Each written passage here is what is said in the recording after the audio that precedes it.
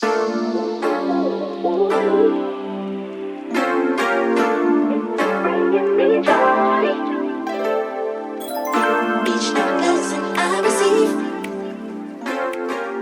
I am such a huge fan of yours. I follow you, your Instagrams, your pictures, your books. So I'm really, really delighted to have you with us today. Oh, thank you. Well, likewise. Let's start at the beginning. Where did your love of food come from?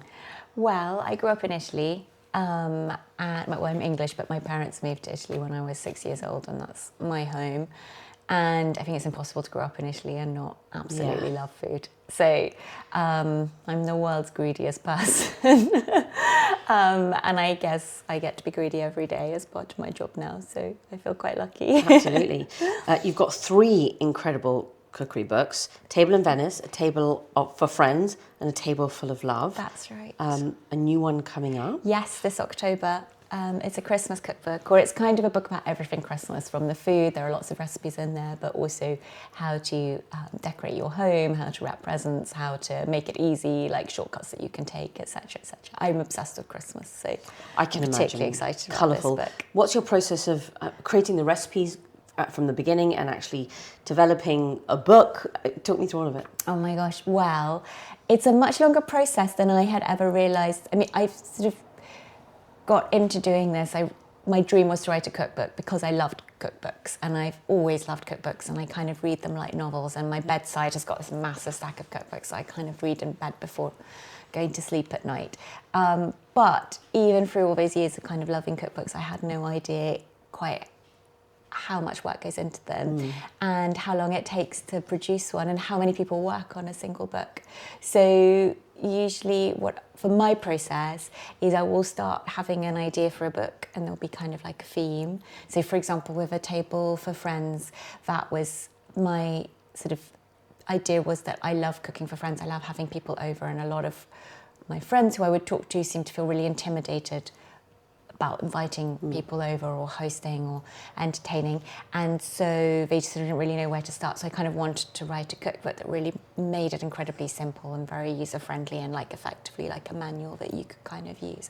So once I have an idea, then I'll come up with like a list of recipes and a structure for the book, and then I'll work it up into a proposal, which I show with my agent, then hopefully gets commissioned by a publisher.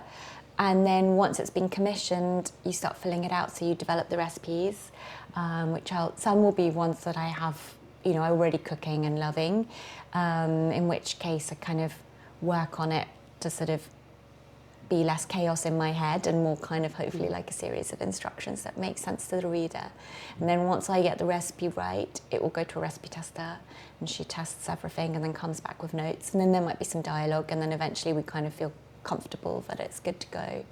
And then so that's kind of the process for writing the manuscript. And then once you have the manuscript, it gets edited by an editor, and then you shoot the imagery, and then a book designer lays it out, and then it's a sort of a book, and then it's copy read and then proofread, until eventually you actually have like a physical book. Product in hand. That's a process. It is much more of a process. Yes. It's much more of a process, but it's a lovely process to work on. It's incredibly rewarding projects. I think you said food tastes better when shared with others. Yes. I do love that. Who are your favourite people to share food with? I mean, I love cooking for anyone, but I love having, I think the more people gathered around the table, just generally, the jollier it is, the more the merrier. Love having friends over. Love having obviously my family around the table. I love having friends' family. I love when they come with their kids, and I love even just friends of friends. If a friend brings a friend along, I just sort of think that's a really lovely kind of Italian thing of gathering, and more people the better. Yeah, I think the more people it really is, the better. And if you're cooking for 4, you might as well be cooking for 8 or for 10. It doesn't actually make much of a difference. So for someone who's good at it. No, it really doesn't. What's your go-to? What do you make? And are you the cook at home? I am the cook at home, although my husband's an excellent cook, and he's much better, I'd say, at day-to-day cooking. So he will always kind of make something special for us for supper for all of us. Whereas if it's just us, I'm much more inclined to let's order pizza or do something kind Really? of fun like that. Yeah, I kind of love You don't doing make a that. pizza with an Italian upbringing? No, I usually order. I sometimes make pizza, but usually order pizza. Okay. But if we're having friends over or it's a Sunday lunch or like a dinner or something like that, then usually I cook. And I kind of always keep it incredibly simple. I think that's the most important thing, is because ultimately you want to have a good time too. And I do enjoy cooking, but mostly I enjoy like the actual sitting down and eating and all being together. So I cut all the corners that are cuttable. So what are the best corners to cut? What would you be serving at a dinner? What are the simple dishes or the party dishes that you go to? So I'm a big fan of serving things at room temperature. So I think something that makes cooking stressful is a matter of timing. So if you choose to cook something like fish, which really is quite time sensitive, like it doesn't sit happily in the oven, or a pasta. I mean, I think pasta's good if you're sort of 4 people or 6 people, but very, very relaxed. But as soon as you're a larger number, the timings again are quite difficult. And as soon as it's ready, everyone has to be ready to eat, and it's just a headache. So I kind of love lots of salads or kind of vegetables just at room temperature, very simple. And then I just love things that you pop in the oven and then they just kind of hang out there, and then you take them out when they're ready to go. So a nice roast chicken maybe, or any kind of delicious baked pasta, or a shepherd's pie. Like I do a really good, it's like a shepherd's pie, but I do it with confit duck legs instead of lamb mince. And then I just put some chunks of, actually it's one of the recipes in A Table for Friends, and I put some chunks of apple into the mashed potato and a few raisins. So it feels quite special. It's super yummy, but it is all that kind of comfort foodiness of a shepherd's pie, and you can make it for 100 people. It really is so easy. Just shove it in the oven, and then if guests are sort of an hour late or 45 minutes or 20 minutes, whatever it is, because people are always going to be late. Yeah, of course. You don't mind, because you're not sitting there kind of stressing, kind of thinking, oh God, now it's burnt, now it's spoiled, so dinner's going to be disgusting for everyone, whatever it is. You're making pregnant women feel very hungry. It sounds delicious. Any particular ingredients to a great party? The people. Honestly, I think it's all about the people, and everything else is just icing on the cake. And then I think if you want to go that level further, it's about choosing a menu or food that is quite simple and that isn't going to stress you out. And also, it's nice if people enjoy eating it. I think we have a tendency to think that what people want is something very fancy, and actually I think what we all really crave is a version of like super yummy nursery food. Yeah. It kind of is. It's always such a treat to have like a really good roast chicken with just really nice roast potatoes and a nice salad. Or, I agree. Or whatever it is. Our tastes are much simpler, and just doing something kind of quite classic and unfancy, but doing it really well is the biggest treat for everybody. Yeah, comfort food. Comfort food. So you're fulfilled. You don't want to go for a burger after your dinner. Yeah, Which exactly. happens sometimes. So you split your time between London and Venice. Yes. Tell me Venice is an incredible place. I mean, I love it. Tell me some of your favourite things and favourite places to go. I mean, I think one of the things I love most about Venice, and it sounds so obvious as I say it out loud, you're going to love, but there are no cars. And it just shifts everything a gear, especially by contrast to London, which is, a bustling metropolis and has a sort of amazing energy, and there's a lot going on. So then to kind of go to Venice, which feels so sleepy and so dreamy, and I just sleep so much better at night. I just love just walking around. I think the best thing to do if you go to Venice is literally just get lost. Like, don't even plan on going anywhere, just wander around, and because it's all so beautiful. Yeah. Any favourite spots, or actually must have dishes to order? So, I mean, obviously there's cicchetti, which is what Venice is kind of most famous for, which are these sort of little small bites that you have with your drinks typically. So with an aperitivo, with a spritz. The spritz hails from Venice. It's like Venice's greatest claim to international fame. But also, I think lesser known is the breakfast. I love breakfast in Venice because I just love the whole ritual. They're just really yummy pastries. And because Venice was colonized by or invaded by the Austrians way back, they have left this kind of legacy of delicious, sort of quite fancy pastries. And there are a lot of independently owned kind of coffee shop pastry shops where you can have breakfast that are really family run, where they make the pastries and the cakes in the back of the shop, which is so nice and so rare in most cities these days. So I love just going having a really lovely coffee, and we call it brioche, and it's a bit like a croissant basically, but it's a little bit doughier and usually filled either with apricot jam or with honey, or sometimes these days you can get ones with pistachio cream or chocolate or whatever. And I just love having one or two or three. Yeah, that definitely beats a Pret croissant. It does. I mean, as wonderful as a Pret croissant it's very different. It's very special. I think that's a really lovely thing to do in Venice that maybe is not so well known. And the other one come summer, of course, is to get an ice cream and just stroll through the streets eating your ice cream. I mean, that's film, movie, Italian ice living, cream right? being the only food that it's acceptable to eat whilst walking in Italy. Is that so? It is 100%. Can't walk with a coffee. The coffee to go, really not frowned done. upon. Very, very frowned upon. Okay. You will be judged. At any time of the day? At any time of the day. As in, like, can you ordering coffee for breakfast is fine, but if you order it post lunch or dinner? No, you can have coffee any time of the day. Okay. You shouldn't have milky coffee later than 12, but you can have an espresso at any time of the day. But you should drink it standing at the bar. You should not walk with it. But your ice cream, 100% encouraged. Okay, that's good to know. That's a very useful tip. Now, I assume all the Venetian cooking recipes has inspired you. A lot, yes, absolutely. I mean, it's kind of the foods I grew up eating. And I do think with foods that we love, it is so much about nostalgia and memories as much as it is kind of the actual taste. So it's just a part, I guess, of my cooking vocabulary. And I feel quite lucky even just working on the Christmas cookbook, you know, kind of being from one place and growing up in another, you get to pick and choose your traditions a bit. And the book itself is actually, you know, when I was kind of going through what do we eat at Christmas, what do we cook at Christmas, what do I love? And it's a real mishmash of Italian and English and bits and bobs you kind of picked up. It's not a turkey dinner then? There's goose, there's turkey, but there's also kind of other elements. It's like tortellini in brodo, which is, you know, tortellini pasta cooked in, you know, in a broth, which is completely traditional. We'd always have that on Christmas Eve, for example, which is quite an Italian thing. There's a lot of panettone in the book. Great. I love panettone. Yeah. You know, so there's kind of like a mix, and that's just, I guess, that's me too. That's how I kind of cook and eat, and it's my. Would you what's your go-to Italian or indeed Venetian restaurant in London? Oh, I mean the River Cafe. Yeah. You cannot beat for Italian food outside of Italy, I would say, yes. Nice, good choice. Tavola, have I said it correctly? You have said it beautifully. Fantastic. Now, your pictures are to die for because the ingredients, obviously the food and the company, that's important, but actually visually it's stunning. So tell me more about the Tableware collection. Oh, you're so kind. Well, I launched it a few years ago and it's been a lifelong dream for me to have my kind of own tableware. It feels like such an important piece of setting the mood of kind of hosting. And just on a practical level, I find if you have really lovely plates or nice, you know, bits and bobs for the table, it does set a tone, and then you can be a little bit more lazy with your supper. You know, it does suddenly then make a salad look really beautiful, or even just like mozzarella and tomatoes. If you put them on a nice plate, then you have something that you can feel quite kind of proud to share.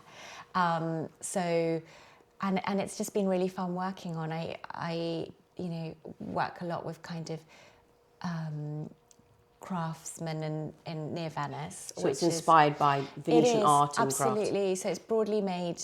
Most of our pieces are made either in Venice or near Venice, and it's kind of just quite a sort of vintage feel. You know, work a lot with kind of pieces from archives or designs that maybe were more fashionable in the 50s or 60s, and that actually I'm like, gosh, this is really beautiful. We mustn't let it. It's all hand painted, so that's the kind of thing that is falling out of fashion and isn't as practical now as maybe it used to be, but it is a very special thing. And I used to, before having my own tableware line, I would buy, I mean, I still do, but I would buy mostly vintage for my plates. Okay. And part of what I love about vintage tableware or vintage clothes or vintage anything is this feeling that you have of something quite unique and quite special, that there's not, you know, thousands more of them out there like that. And I do think the pieces that we make, because they are handmade, no two are exactly the same, and even within my own sets, when I line them up, you can really see the differences in tone and detail and whatever. So I kind of like that everything that we make is, in a way, a one-off. Yeah, totally bespoke it feels. But there's such pleasure in taking out such beautiful tableware, because it's changed also hosting at home. It was never as popular before. Dare I say COVID, it's such a long time ago now, but I think it did change the way of eating. I think hopefully we were forced to host more at home during COVID, and I hope like people realise it's actually not nearly as hard as maybe they thought it was, and actually it's also so much fun. I mean, I love going out to a restaurant, but my favourite is always having friends at home or going to a friend's home. Like, you're just more relaxed there, you can stay up all night chatting. I mean, sometimes also the best bits for meal might not necessarily, in fact often aren't the bit when you're eating or you're presenting the food that you've put a lot of effort in or arriving. It's often sort of after supper when you curl up with a cup of tea and sit on the sofa upstairs, or are still hanging around the dining table chatting at 2 in the morning, whatever it is. And it's those small moments that you can't have in a restaurant. After you spent time in Venice, what do you look forward to, if anything, coming back to London or the UK? Well, I love the contrast, and I really do. I mean, Venice is a very small town. I think it's something, I mean, the population is ever decreasing, but I think last count is something like 45 or 48,000 people. It really is a very small town. Wow. And everyone knows everyone, and everyone's known everyone since forever, which is lovely, and I love that, especially, you know, for my children as well. Going back there and sort of partly growing up there is really magical. But it is a small town, and then London is the complete opposite of a small town. It's very anonymous. It's a bustling metropolis. Some of the most incredible, talented people are here doing the most incredible things. It's very inspiring in that way. So to have the two, I do feel really lucky. So I guess that perhaps that's what you miss when you're back here and then going back to Venice. Yes, so when I'm here, I kind of miss the quietness and the peace and the laid-backness. No one makes any plans in Venice. It's literally like, oh, should we meet for supper tonight? Kind of thing. Yeah, whereas my diary in London, I kind of like 6 months' time, I'm already fully booked out. Yeah. And so it is a nice contrast. But then when I kind of come to London, you know, and I love going to the theatre here and the Royal Opera House. Like, there's all shows. I mean, it's just so much that's exciting. So it's incredible to have both in my life. So as a woman on the go, quite literally constantly, except when you're entertaining at home, I would love to know something we ask all our guests is actually what are your essentials that are in your bag? Oh my God. Impromptu. Do you want to see? Dare I ask? Do you want to actually see this? I would love to. When my mother comes, because I have a phone. Essential. I've got my notebook. I like that because I scribble things down. I've got, what else have I got in here? I always carry ibuprofen. I'm the person who always has ibuprofen. We always need one of for those, emergencies. Makes me very popular. I've got a phone charger. I've got my sunglasses because I feel like life is more glamorous with sunglasses, whether it's sunny or not. I've got a lip gloss. I've got a novel. Which one's that? This I haven't started yet. It's called 2 Hours by Alba Arica, but it's apparently amazing and it's had incredible reviews. It's also super portable. I also like the cover. And it's a lovely cover, right? It's a really striking cover. Yeah. One of my like promises for this year was to read more. Because I used to, I love reading so much, and then I always feel like I don't have time. So I'm proactively trying to make more time for it in my life. And one of the things I'm doing is like actually taking a book with me. And you know when you have those 10 minutes at the start of a meeting or when you're waiting, instead of doom scrolling, I'm trying to read, which is kind of what we all used to do before we had phones. I like that. I put earphones actually and listen to audiobooks all the time now. I'm obsessed with audiobooks. So good. I do actually also have my earphones in here for exactly that. And my keys. So it's not a very exciting That's a very tidy, clean bag for a mum of 2 and a busy woman on the go. So very good. Straight to quickfire questions. For the Italian, what's your coffee order? Okay, so it's embarrassing, but it's a green tea. Really? Yes. I love green tea. I literally drink vats of it a day. Oh my gosh. I don't do terribly well with coffee. I'm convinced it gives me headaches, hence the Nurofen. So occasionally in my favourite coffee shops, I will treat myself in Venice to a cappuccino, but I always have decaf, which I feel like they judge me for slightly, but I'm like, sorry, the headaches. Your favourite cuisine? Italian. Has to be. Perfect date? Probably supper, somewhere really yummy. Or, do you know what? I feel like it would be a really yummy lunch on a sunny day and then a nice long walk afterwards. I think that would be incredibly nice. Yeah, very nice. If you had an extra 5 hours in the day, how would you spend it? I'd love to write a novel. I mean, I'm not. 3 books, almost 4 books later. I'm always, something really creative. I'd love to spend it in a way that's like creative and not kind of replying to emails and not kind of, as much as I love my work and I'm lucky that my work is quite creative, but so just something really sort of learn to paint or kind of write a novel or just something very fulfilling and probably not at all commercial. I like that. If you're down, what cheers you up? Long walk. Listening to nice music, hot bath, love a hot bath. This is actually terrible to say, but online shopping. That's not terrible at all. It's like I do a lot of kind of looking for vintage pieces, and when you do find that something, it is very exciting. It's very satisfying. That's a great thing. What's the best compliment you've ever received?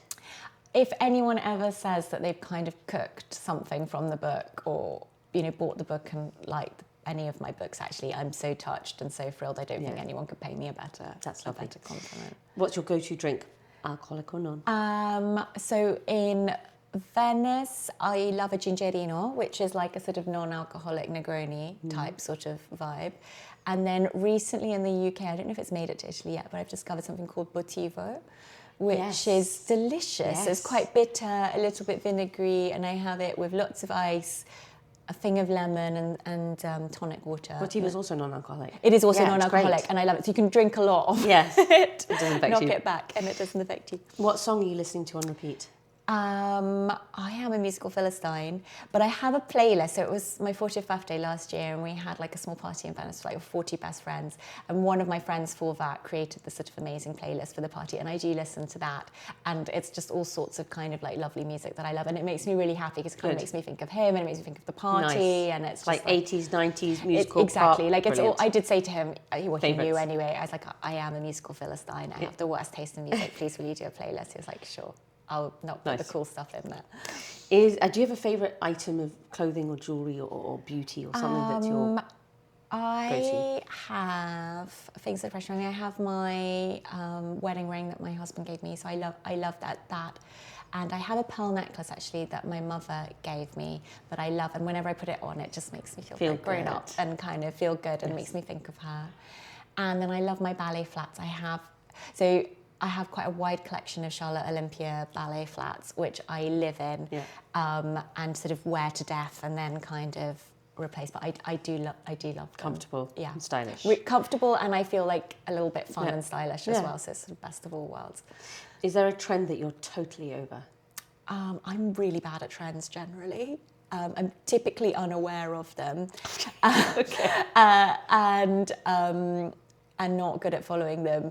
But I'm trying to think. Yeah, I don't have a good answer. No, that's okay. If you could be born in any decade, which one would it be?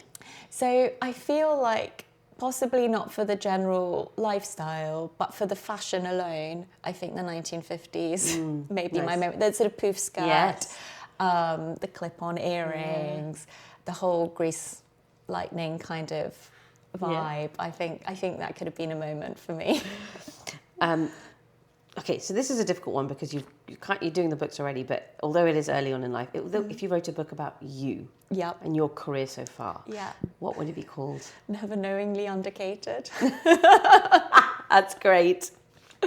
Fabulous. I love it. That's a beautiful way to close it. Skye, thank you so much for your time and your insight. You made me dream of Venice. All those books are on my coffee table, so thank you for your time. Thank you.